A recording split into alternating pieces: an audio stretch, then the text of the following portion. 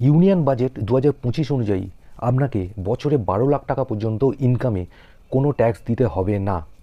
কিন্তু আপনি শুনলে অবাক হয়ে যাবেন যে তারপরে আপনার 1 টাকা মাইনে বাড়ার জন্য 71,250 টাকা 15 পয়সা ট্যাক্স বেশি দিতে হবে।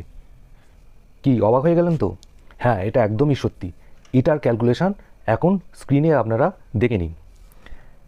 বাজেট 2025 অনুযায়ী নিউ ট্যাক্স রেজিম যেটা, সেটা হচ্ছে 0 থেকে 4 লাখ পর্যন্ত ট্যাক্স কিন্তু লাইবিলিটি 0, 4 থেকে 8 পর্যন্ত কিন্তু 5%।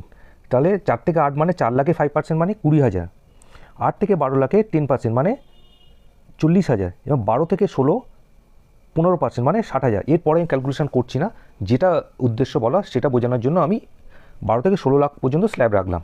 এরপরে স্ট্যান্ডার্ড ডিডাকশান আছে 75,000, তার মানে আপনাকে 12,75,000 পর্যন্ত কোনো ট্যাক্স দিতে হবে না।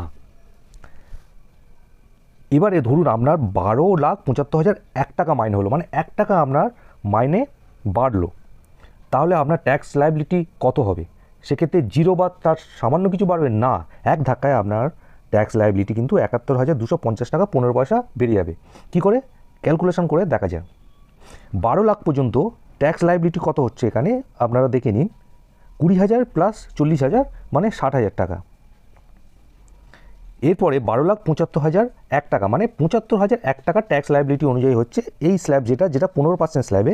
তাহলে 75,001 টাকার 15% হচ্ছে 11,250 টাকা 15 পয়সা।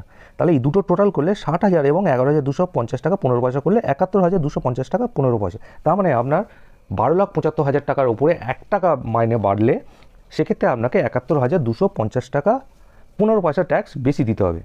সত্যি ভাবার মতো বিষয়। ভিডিওটা ভালো লাগলে শেয়ার করতে কিন্তু ভুলবেন না।